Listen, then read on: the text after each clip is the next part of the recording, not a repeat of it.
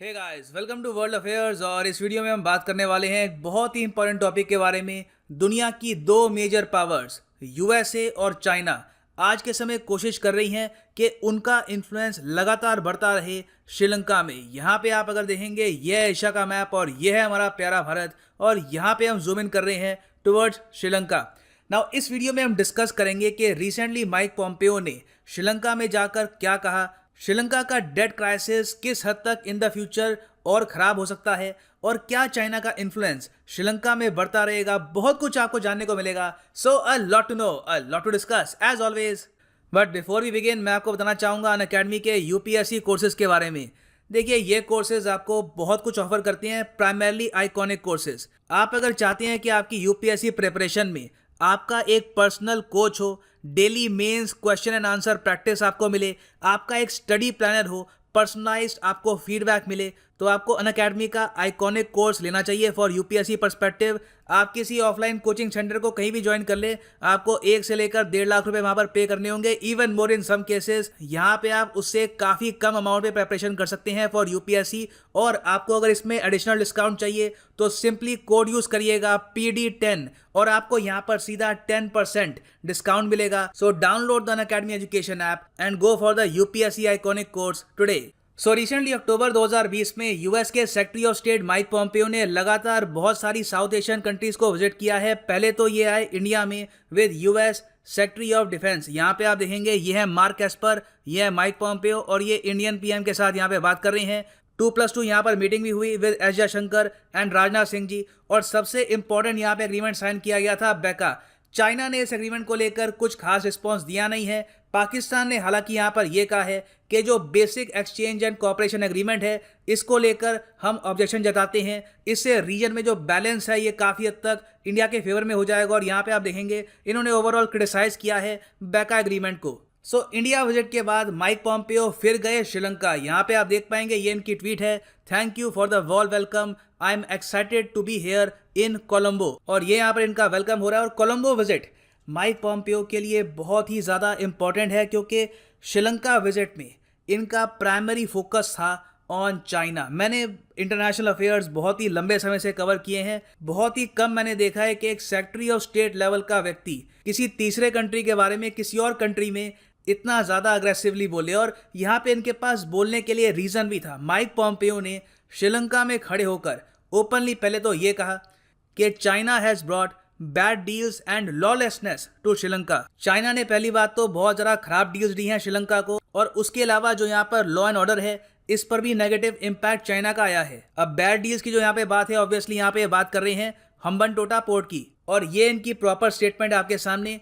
We see from bad deals violation of sovereignty, lawlessness on the land and sea that the Chinese Communist Party is a predator. ये भी एक बहुत ही बड़ा शब्द है, predator इन्होंने कहा है यहाँ पर चाइना को। और ये कहा कि यूएस एक अलग तरीके से श्रीलंका को देखता है। हम श्रीलंका में आए हैं एक दोस्त की तरह, एक पार्टनर की तरह। ये इनकी बहुत ज़्यादा की पिच थी श्रीलंका में। माइक पॉम्पेओ ने स्पेसिफिकली यहाँ पर बोला है कि जो यूएस की विजन है श्रीलंका की, ये काफ़ी ज़्यादा डिफरेंट है फ्रॉम प्रेडेटर चाइना। अब क्वेश्चन यहाँ पर सामने ये आता है कि यूएस के सेक्रेटरी ऑफ स्टेट चाइना को एक प्रेडेटर क्यों कहेंगे। इसका एक बहुत ही बड़ा रीज़न है श्रीलंका का एक्सटर्नल डेट। ये जो डेटा है आपके सामने, ये रिलीज़ किया है श्रीलंका के एक्सटर्नल रिसोर्स डिपार्टमेंट ने। सब गवर्नमेंट डेटा है। इनके हिसाब से 2019 तक श्रीलंका का जो टोटल कर्ज है, एक्सटर्नल डेट, इसमें से 47% तो है मार्केट बोरोइंग। मार्केट बोरोइंग का मतलब यहाँ पे है बॉन्ड्स। श्रीलंकन गवर्नमेंट ने जो भी बॉन्ड्स फ्लोट किए हैं ओवर द ईयर, जो भी मार्केट से पैसे उठाए हैं, ये सब आज के समय बढ़ के हो गया है टोटल 47% का। फिर इसके अलावा इन्होंने लोन लिए हैं एशियन डेवलपमेंट बैंक से। चाइना के जो टोटल लोन है अभी के लिए श्रीलंका के एक्सटर्नल डेट का सिर्फ 10% है। जापान के जो टोटल लोन्स हैं ये भी 10% है। तो यहाँ पे आपके माइंड में क्वेश्चन आएगा कि सो वेट, हम लोग इतने कंसर्न क्यों हैं, यूएस इतना कंसर्न क्यों है, ये यहाँ पर इतना अग्रेसिव स्टांस क्यों ले रहे हैं चाइना के अगेंस्ट श्रीलंका में, जबकि श्रीलंका का जो टोटल एक्सटर्नल डेट है उसका सिर्फ 10% ओन करता है चाइना और चाइनीज कंपनीज। वेल, इसके पीछे डर ये है कि इन द फ्यूचर, आने वाले 5 से लेकर 10 साल में, कई इकोनॉमिस्ट मानते हैं कि जो ये 10% है ये बढ़ के 15 to even 20% हो सकता है China can become the second largest source of external debt in Sri Lanka.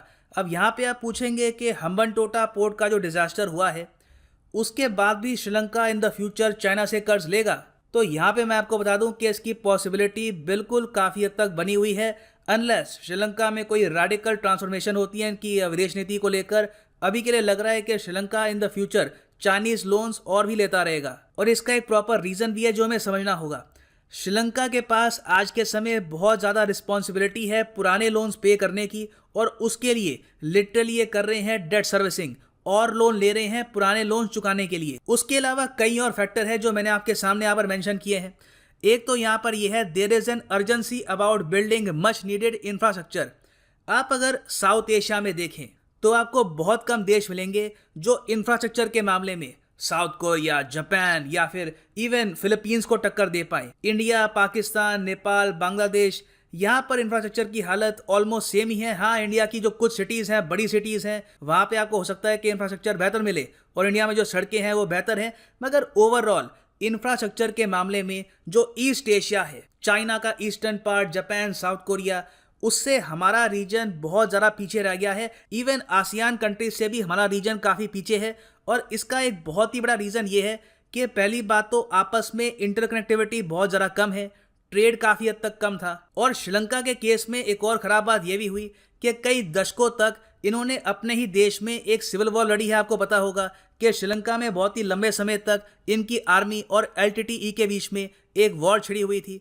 उस सब की वजह से सरकार का यहाँ पे काफ़ी खर्चा हुआ, कंट्री कभी भी प्रॉपरली इंफ्रास्ट्रक्चर बिल्ड कर नहीं पाई। तो आज के समय यहाँ पे लोग चाहते हैं कि उनके पास भी प्रॉपर बिल्डिंग्स हो, स्काई स्क्रेपर्स यहाँ पर बने, यहाँ पर भी ये लोग एक्सप्रेसवे बनवाएं। और अगर इंडिया बहुत ही तेज़ी से ग्रो करता है इकोनॉमिकली, जिस तरीके से चाइना ने ग्रो किया है, तो हो सकता था कि जो यहाँ पर इनकी रिक्वायरमेंट है ये इंडिया पूरा करता। मगर इंडिया अपने आप में, हमें ये एक्सेप्ट करना होगा, काफ़ी एक कड़वी बात है, मगर इंडिया अपने आप में एक बहुत ही बड़ा अंडर परफॉर्मर रहा है जहां तक बात आती है इंफ्रास्ट्रक्चर की।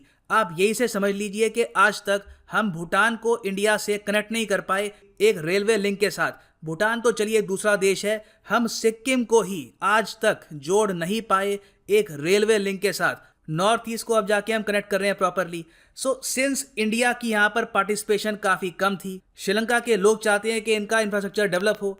अब प्रॉब्लम यहाँ पे ये भी है कि इनके पास कोई डोमेस्टिक फाइनेंशियल रिसोर्स भी नहीं है। यहाँ पे कोई आपको रिलायंस, टाटा जैसे कॉरपोरेशंस नहीं मिलेंगे। इनके एक्सपोर्ट्स बहुत ज़्यादा कम है। बांग्लादेश के पास एटलीस्ट एक ऑप्शन ये है कि इनका जो टेक्सटाइल सेक्टर है ये बहुत ज़्यादा डेवलप कर रहा है, तो उससे ये बिलियंस ऑफ डॉलर्स का जो फॉरेन एक्सचेंज है ये कमा रहे हैं। श्रीलंका ने कभी कोई अपनी इंडस्ट्री भी डेवलप नहीं करी, तो आज के समय इनको चिंता है बैलेंस ऑफ पेमेंट क्राइसिस की, कि जो हम इंपोर्ट कर रहे हैं ये एक्सपोर्ट से बहुत ज़्यादा है, और इन द फ्यूचर अगर हम एक्सपोर्ट्स की पेमेंट ना कर पाएं तो that will cause a huge embarrassment and economic disaster for Sri Lanka. और यहाँ पे आता है चाइना। देखिए, आज के समय श्रीलंका के पास जो ऑप्शंस हैं और लोन लेने की, ये काफ़ी हद तक लिमिटेड है। मार्केट बोरोइंग ऑलरेडी ये काफ़ी हद तक कर चुके हैं। श्रीलंका के बॉन्ड्स में अब इन्वेस्टर्स इतना निवेश करना नहीं चाहते। Asian development bank, world bank इनको कह चुका है कि आप अपनी जो इकोनॉमी है पहले ठीक करिए, फिर उसके बाद आप और लोन लीजिएगा। जापान का भी यहाँ पर सिमिलर स्टांस है। जापान एक बहुत ही रिस्पॉन्सिबल लेंडर है। सिर्फ यहाँ पर चाइना बचता है जो इनको ओपनली एक चेकबुक दे के कहता है कि ऑल राइट, आपको 10 बिलियन और चाहिए, बिल्कुल you can take this money. और यूएस और इंडिया की इन द फ्यूचर चिंता यही रहेगी कि जो इनका यहाँ पे मार्केट बोरोइंग का इतना बड़ा पोर्शन है ये कम करने के लिए ये लोग चाइना से डेट ना उठा ले। इसलिए माइक पॉम्पेयो ने श्रीलंका में ये भी कहा कि आपको कुछ मुश्किल निर्णय लेने होंगे। मुश्किल निर्णय क्या होंगे? देखिए, मुश्किल निर्णय एक तो ये है कि अपनी जनता से ज़्यादा टैक्स वसूलो। श्रीलंका में लोग टैक्स बहुत कम देते हैं, जो ओवरऑल साउथ एशिया में ही सेम प्रॉब्लम है, चाहे इंडिया हो, बांग्लादेश हो, पाकिस्तान हो।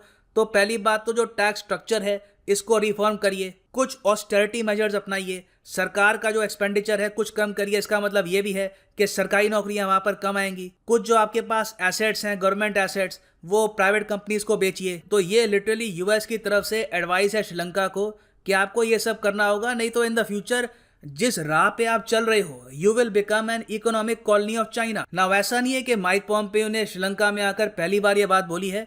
यूएस इससे पहले वेरियस और तरीके से काफ़ी बार कॉशन कर चुका है श्रीलंका को कि आप बहुत ज़्यादा लोन ले रहे हैं from China, in the future आपको प्रॉब्लम आएगी। और ये सब देखते हुए रिसेंटली चाइना ने भी कुछ स्टेप्स लिए हैं जिससे श्रीलंका में इनकी इमेज इंप्रूव हो। फॉर एग्जांपल, रिसेंटली चाइना ने अक्टूबर 2020 में ही $90 मिलियन का एक ग्रांट दिया है श्रीलंकन गवर्नमेंट को। नाउ ग्रांट मतलब कि ये पैसे आपको वापस नहीं करने, इट्स अ गिफ्ट, आप इसको रख लीजिए, दिस इज़ योर मनी। मगर अमाउंट बहुत ज़्यादा कम है, $100 मिलियन होते हैं, रफली आप कह सकते हैं 750 crore rupees, Indian rupees of course. तो यहाँ पे उससे भी कम का ये अमाउंट है, $90 मिलियन। तो इन द फ्यूचर ये थोड़े थोड़े ग्रांट श्रीलंका को ओकेजनली देते रहेंगे ताकि इनके लोगों को ये लगे कि ठीक है, ऐसा नहीं है कि हम बस यहाँ पे बस लोन ले रहे हैं, हमें यहाँ पर कभी कभी ग्रांट्स भी मिलती हैं, मगर जो लोन्स हैं they will be in billions, हज़ारों करोड़ों के लोन्स होंगे। बस थोड़ा सा जो अमाउंट है ये साथ में चाइना ग्रांट के रूप में देता रहेगा।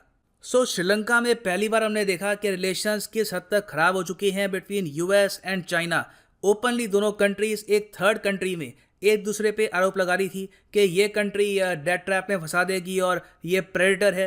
ना क्वेश्चन यहाँ पर ये आता है कि इसका सोल्यूशन क्या हो सकता है जो श्रीलंका को फेवर करे और इंडिया की रीजनल सिक्योरिटी को भी फेवर करे, क्योंकि एज इंडियंस हम ऑब्वियसली नहीं चाहेंगे कि श्रीलंका एक इकोनॉमिक कॉलोनी बन जाए ऑफ चाइना। और मैं अज्यूम करूंगा कि श्रीलंका के लोग भी ऐसा नहीं चाहेंगे, वो भी चाहेंगे कि वो एक फ्री इंडिपेंडेंट देश रहें और किसी कंट्री पर इकोनॉमिकली कंप्लीटली डिपेंडेंट ना हो जाएं। इसका देखिए बहुत ही सिंपल आंसर है कि श्रीलंका को हमें फाइनेंसिंग प्रोवाइड करनी होगी एक्सटर्नल डेट से रिलीफ के लिए। जो क्वाड कंट्रीज़ हैं ये इकट्ठा हो सकती हैं और ये श्रीलंका को किसी टाइप की फाइनेंशियल हेल्प प्रोवाइड कर सकती हैं, ये हमको करना होगा।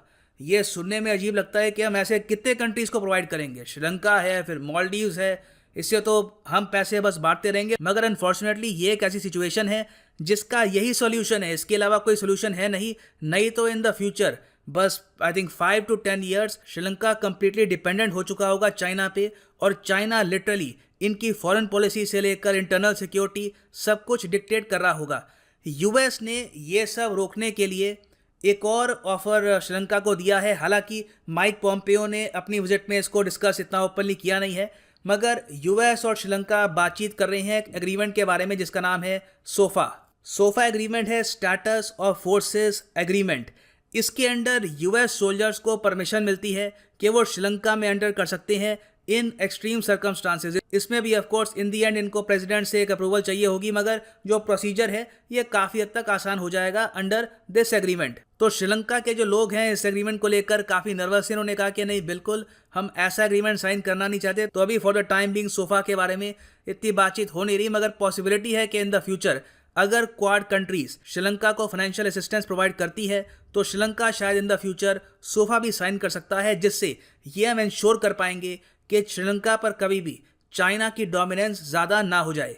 नाउ इस सब के अलावा मैं जानना चाहूँगा कि आपका ओपिनियन क्या है, इन पर्टिकुलर इंडिया एंड यूएस क्या कर सकते हैं इस वक्त ये इंश्योर करने के लिए कि आने वाले एक दशक में श्रीलंका चाइना की एक इकोनॉमिक कॉलोनी ना बन जाए। इसके बारे में आप लिख सकते हैं, अपने थॉट्स आप शेयर कर सकते हैं in the comment section below.